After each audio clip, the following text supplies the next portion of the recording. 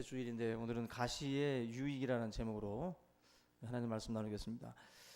항상 어떤 사건이 일어났을 때 성도들의 그 신앙의 어떤 그런 척도라고 할 수 있는 각 성도들의 어떤 그 믿음을 우리가 뭐 측량할 수 있는 그런 부분이 뭐냐면 그 사건을 어떻게 해석하느냐, 또 어떻게 반응하느냐, 거기에서 우리가 드러난다라고 볼 수가 있습니다. 사실보다 그리고 사건보다도 중요한 것이 해석인데, 꿈보다 해몽이라는 말이 있는 것처럼 신앙이라고 하는 것 자체도 우리들의 어떤 그런 시각, 시선 이런 게 바뀌는 거예요. 처음 예수를 믿을 때와 또 시간이 갈수록 나에게 일어나는 일들, 나에게 주어지는 환경들, 그러한 것에 대해서 어떻게 바라보고 또 어떤 의미를 부여하고 또 어떤 태도를 갖느냐, 이게 사실은 하나하나 바뀌어가는 거거든요. 그게 바뀌어져야 우리가 참된 그리스도의 제자로서의 역할들을 또 우리가 감당을 할 수가 있습니다.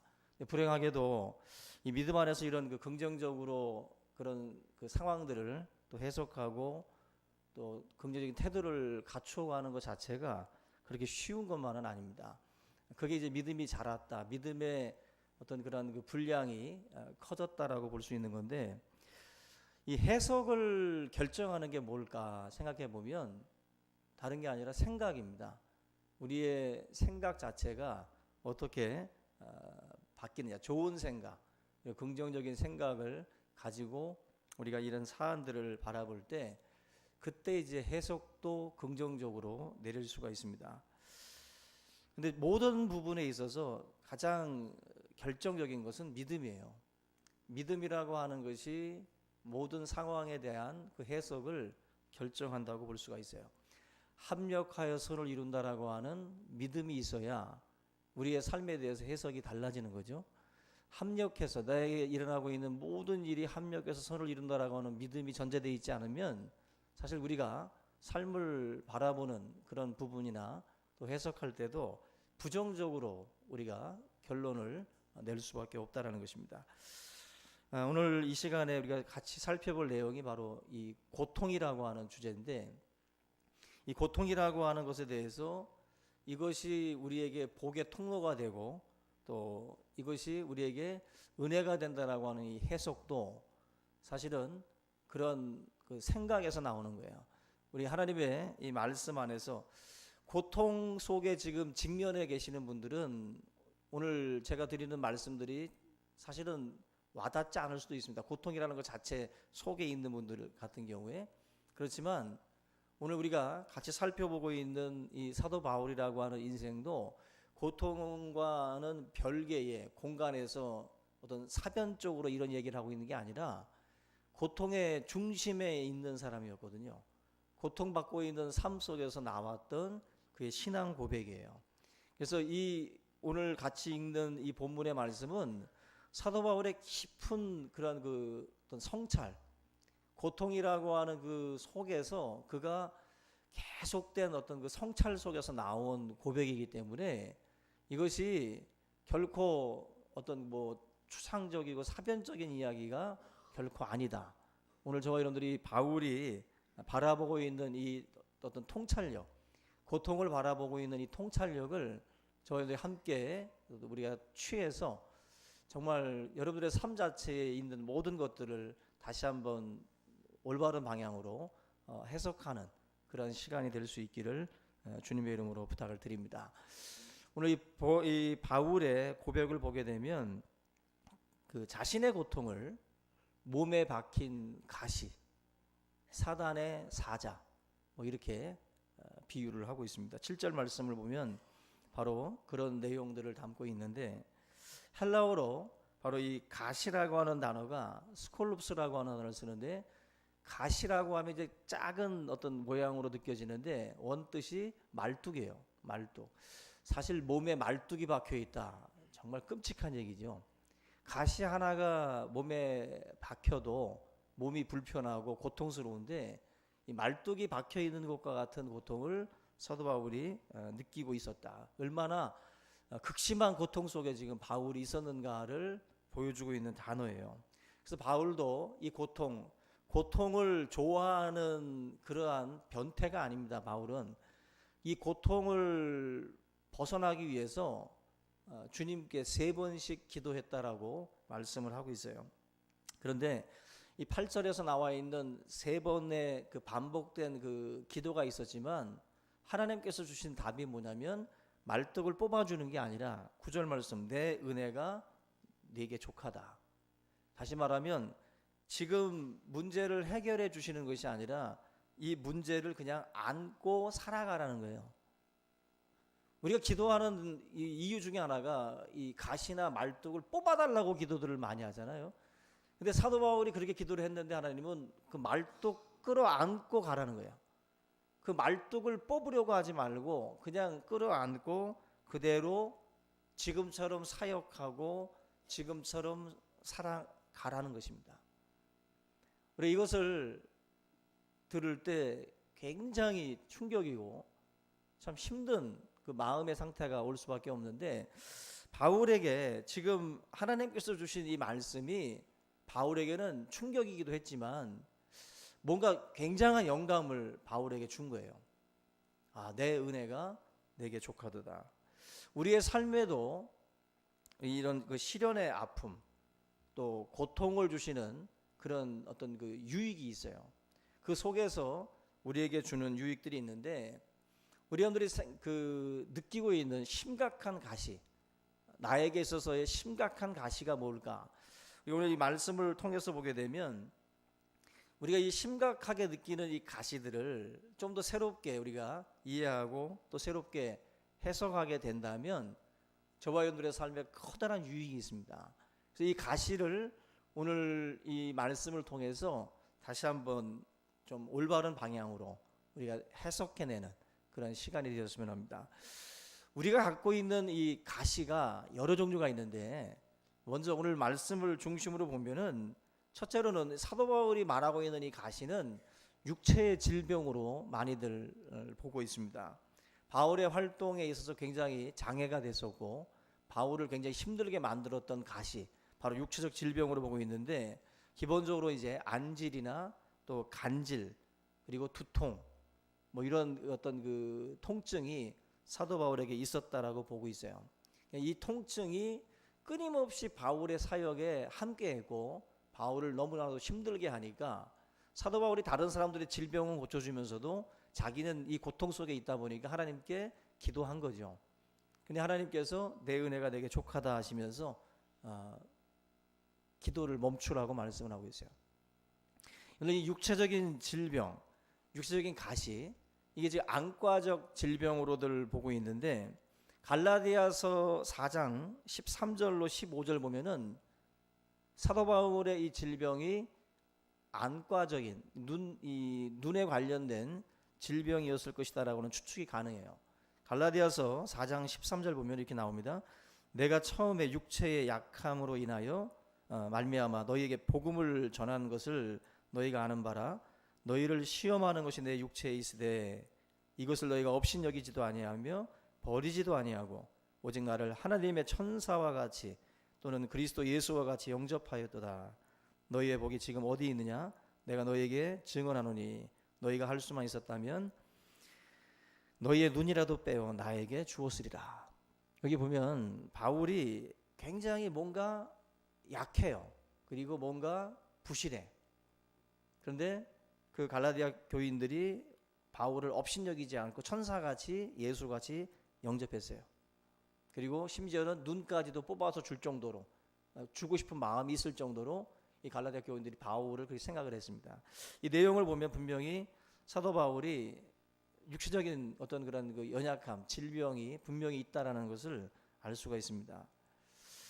15절에 보면은 결국 이 눈이라도 빼어주겠다, 결정적으로 바울의 어떤 그런 그 질병이 눈과 관련되어 있다는 것을 우리가 짐작해 볼 수가 있는데, 여러분들 우리가 시력이 나쁜 것, 뭐 눈 나쁜 분들은 뭐 잠을 잘 때도 안경을 바로 머리 맡에다 놓습니다. 그래서 일어나자마자 하는 게 안경을 쓰는 거예요.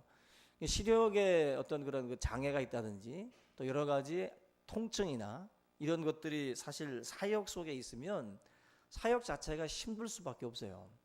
그 예전에 그 송명희 시인, 뇌성마비 환자였던 송명희 시인이라든지 또 누굽니까 그 화상 입었던 그 이지선이라고 하는 그 자매도 그렇고 육체적인 질병이나 또 그런 육체적인 연약함 이런 것들이 사실은 너무나도 고통스러운 거거든요. 근데 그 가운데에서 사실은 하나님의 사역을 감당해 나갔던 분들이 많이 있어요.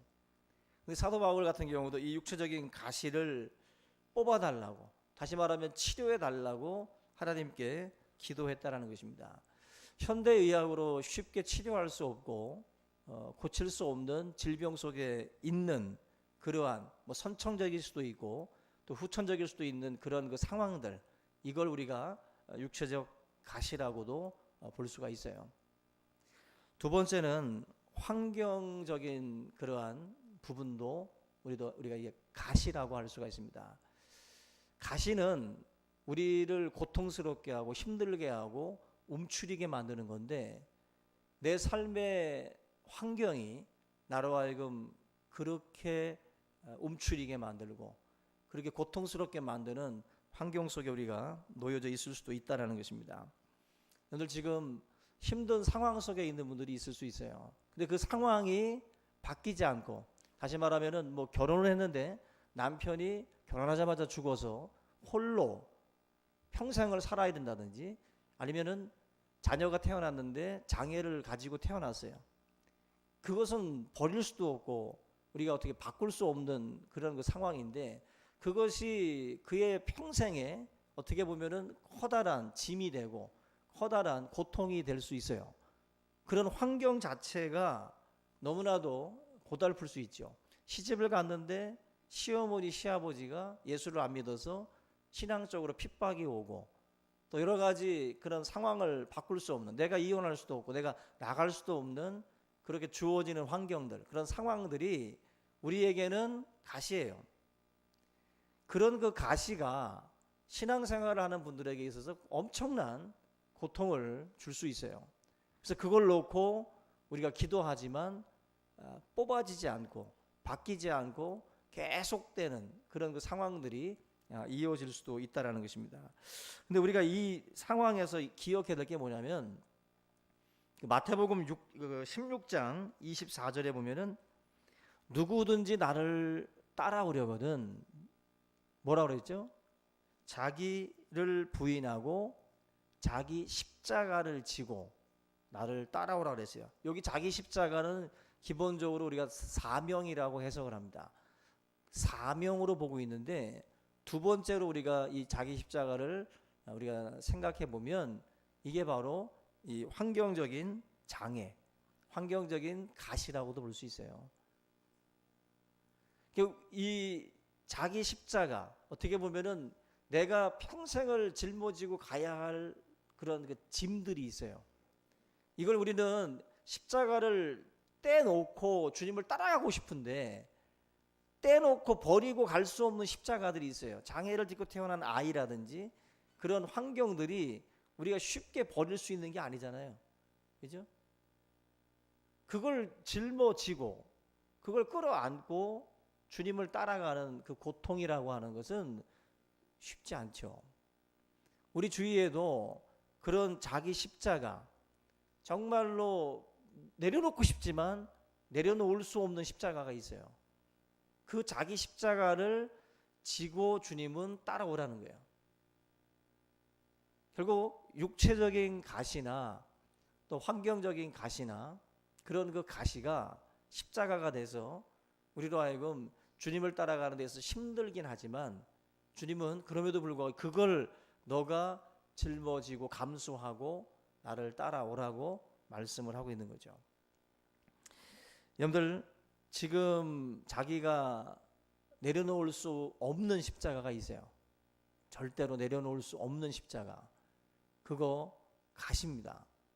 가시이긴 하지만 하나님께서 그것을 감내하라고.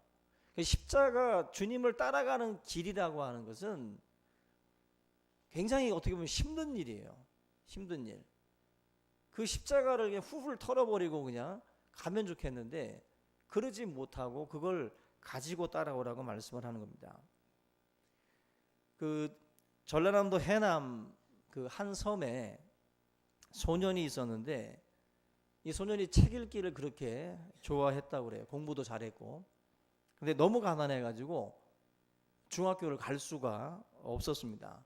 그래서 초등학교를 졸업하고 난 뒤에 아버지를 따라서 지게 지고 그러면서 이제 풀도 베면서 2년이라고 하는 시간을 그렇게 보내게 돼요. 근데 해가 가고 갈수록 계속해서 이 마음속에서 배움에 대한 열정이 식지 않고 계속 불타오르게 됩니다. 중학교에 가고 싶은 거예요. 좀 배우고 싶은 거예요.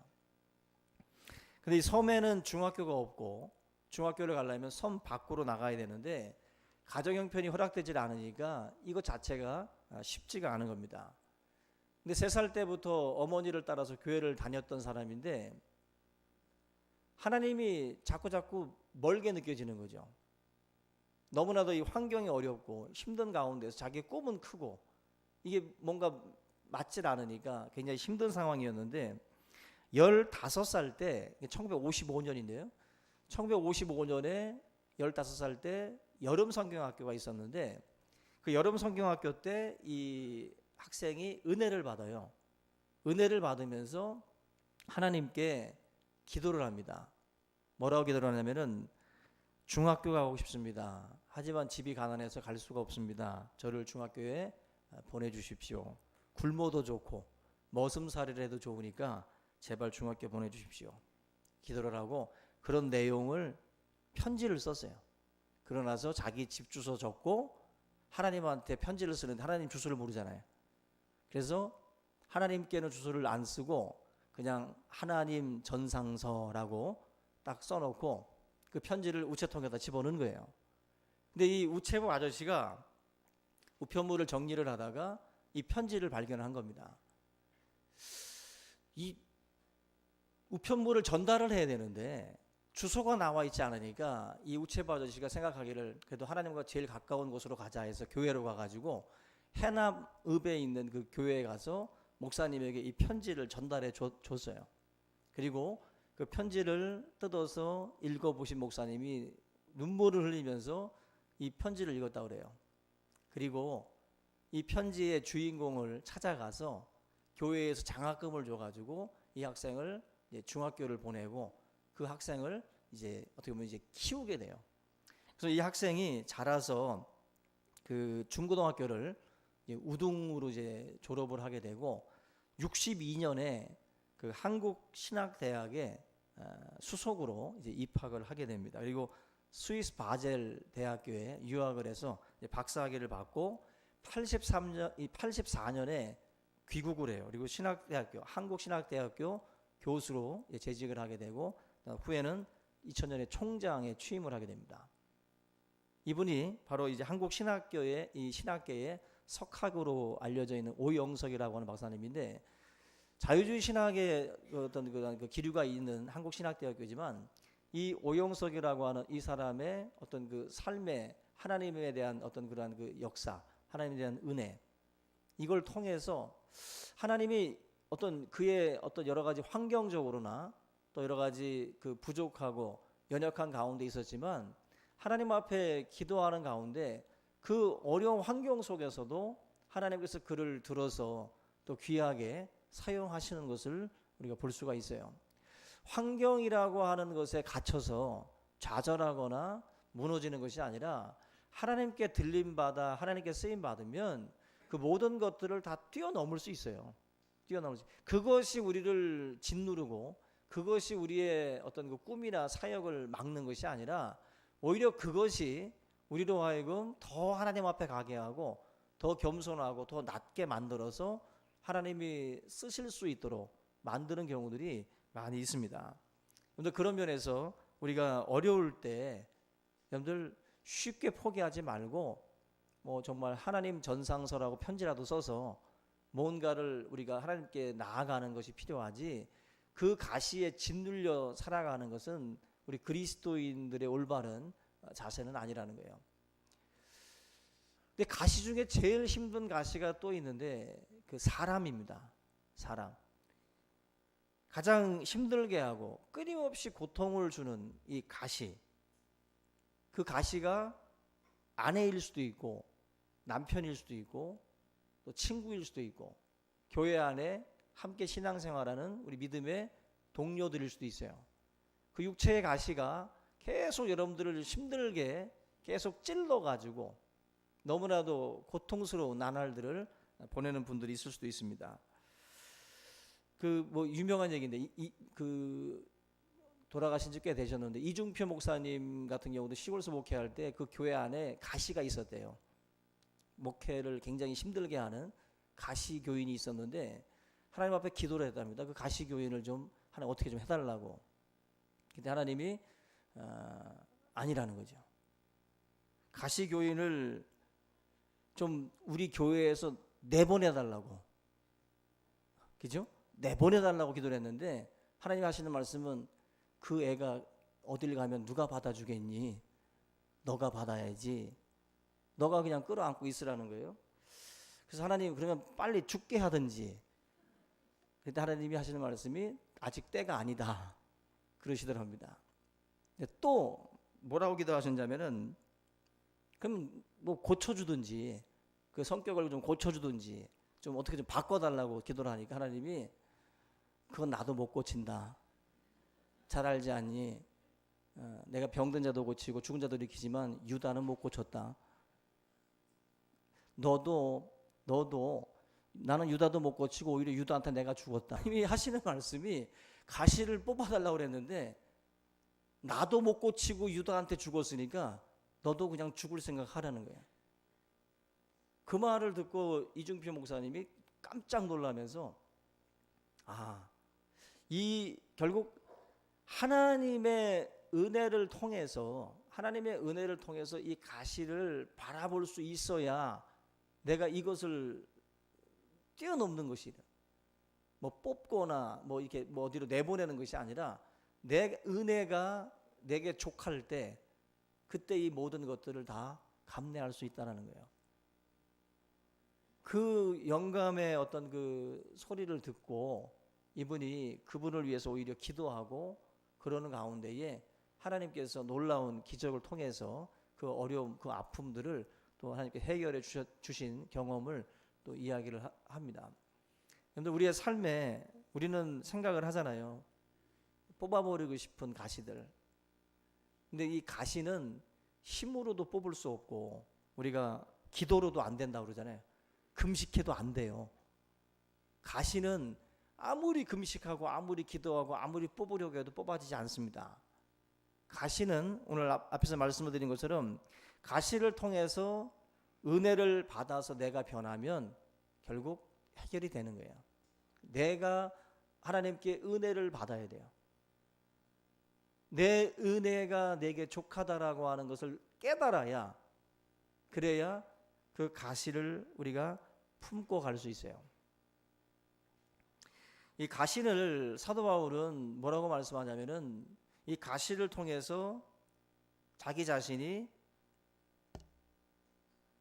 어떻게 보면 이제 바뀌게 된 거죠. 그러니까 한마디로 은혜가 내게는 족한 것이고 또 내가 겸손해져서 오히려 하나님의 일을 감당할 수 있도록 만들어주는 제어하는 역할을 이 가시가 하고 있다라고 해석을 바꾸기 시작을 하는 거예요. 그러니까 가시를 바라볼 때 그동안에 바라보던 시각이 바뀐 거예요. 이 가시가 있음으로 해서 내가 오히려 겸손해졌구나. 가시가 없었다면 나는 자고했을 텐데. 가말리엘 문화생이었고 로마 시민권이 있었고, 그죠? 참으로 탁월함이 있었던 바울이기 때문에 얼마든지 교만할 수 있었거든요. 근데 자기의 이 가시적인 이 부분, 사람들 앞에서 업신여김을 받을 수밖에 없을 정도로 굉장히 연약한 모습이 있는 이 모습이 오히려 바울로 하여금 자고하지 않게 만드는 제어 장치가 됐다라는 거예요.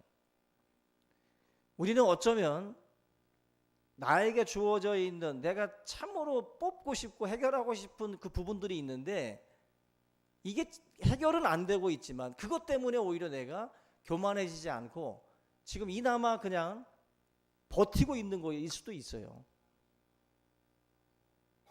우리가 만약에 그것까지 해결돼 버리면, 그 문제가 해결돼 버리면 어떤 사람은 정말 막 자고해질 수도 있거든요. 하나님이 그거로 인해서 조금 겸손하게 만들어요. 그것이 없었으면 너무나도 교만한 사람이 되는데 그것 때문에 그 사람이 그나마 중심을 잡을 수 있게 만드는 것입니다. 여러분들 그 감리교 창시자인 그 요한 웨슬레의 그 유명한 이야기가 있죠. 그 세계 3대 악처가 있습니다. 소크라테스의 아내 크산티페라고 하는 여자가 있고, 또 욥의 아내, 그다음에 세 번째가 바로 요한 웨슬레의 아내 몰리라고 하는 여자예요. 이 몰리라고 하는 이 여자가 바로 3대 악처에 들어가는데, 이 웨슬리가 결혼하고 난 뒤에 4년 만에 자기 동생한테 우리의 사랑은 부패하기 시작했다라고 편지를 쓸 정도였어요.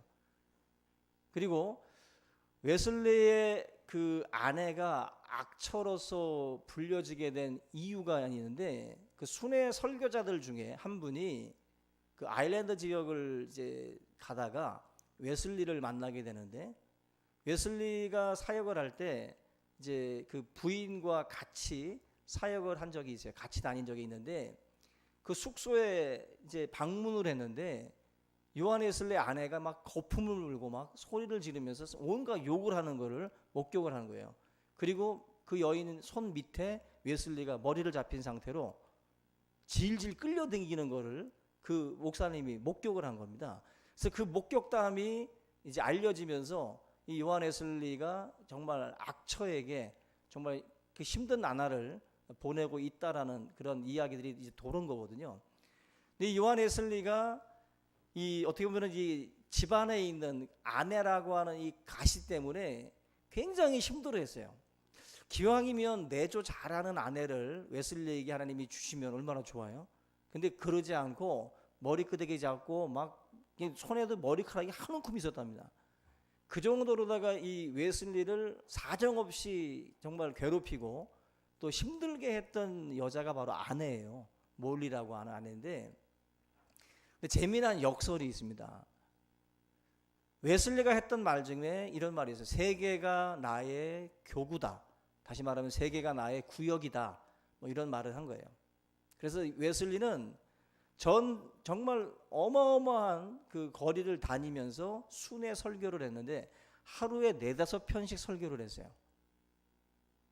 4-5편씩 설교를 해가지고 거기 한 45,000편 정도를 평생 동안 설교를 했다고 그래요.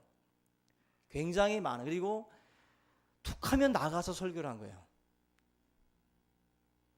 그래서 그 이유가 집안에 있는 가시 때문에 집에 있지 못하고 자꾸 밖으로 나간 거예요. 그래서 설교도 한 번 하고 집에 갈 수 있는데 4번씩 하고 5번씩 하고, 결국 거의 그 당시에 한 13만 명 넘는 그 기독교인들을, 이 감리교인들을 만든 공로가 웨슬리에게 있는데, 그 이유가 바로 집안에 있는 이 가시가 이 웨슬리로 하여금 자꾸 더 복음에 집중하게 하고 오히려 전 세계로 자꾸 멀리 가도록 만들었다는 거예요. 역설이죠. 한마디로 우리가 가시라고 생각하는 것이 있는데, 그 가시가 우리들의 사역이나 삶 가운데에 유익으로 역사하는 경우들이 많이 있어요.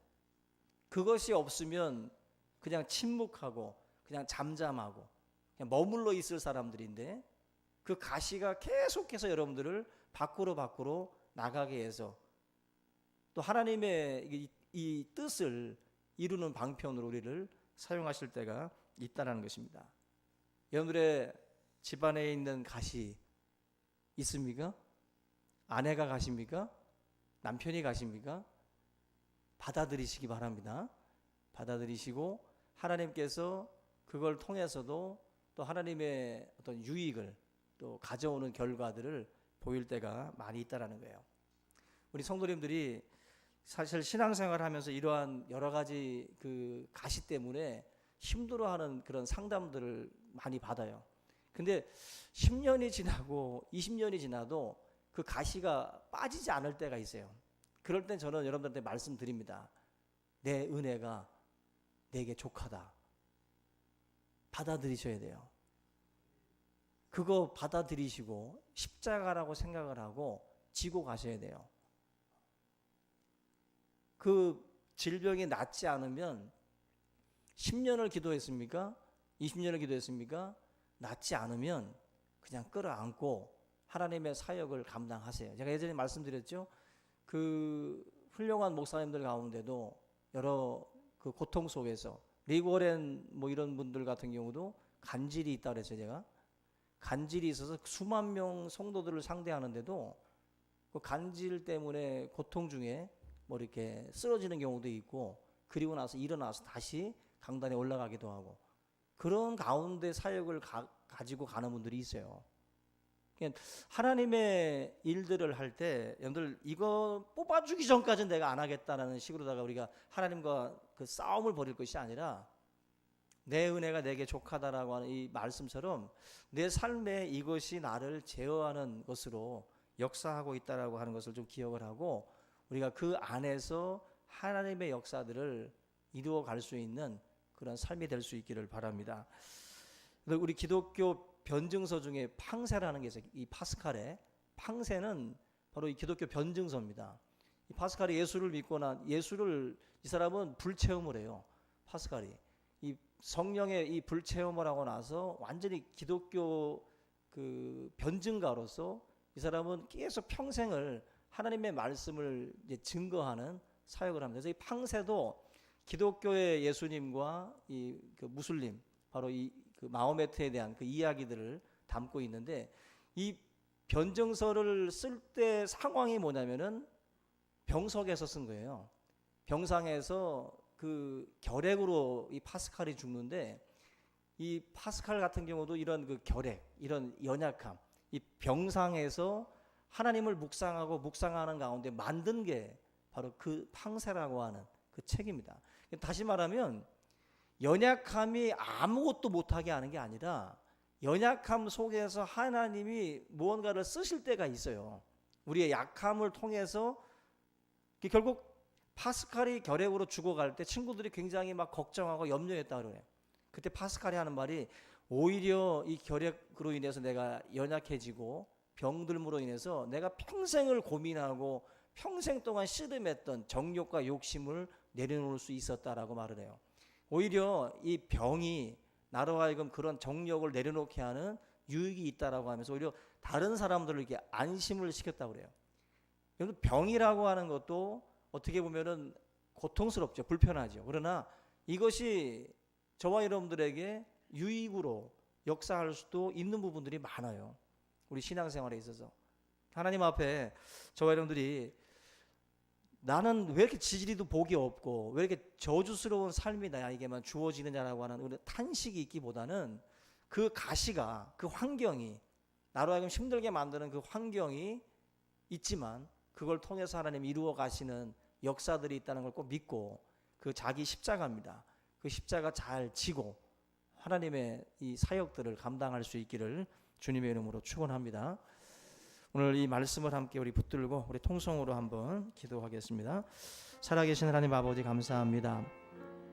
우리의 삶에 참으로 많은 아픔들, 많은 고통들이 있습니다. 그러나 이 가시로 인하여 하나님, 우리가 교만하지 않고, 이 가시로 인하여 내가 겸손해지며, 이 가시로 인하여 우리가 주님의 그 전에 나와 기도하게 또한 주님께서 이끌어 주시는 믿습니다. 하나님, 자기의 십자가를 짊어지고 우리가 주님을 따라가게 하옵소서.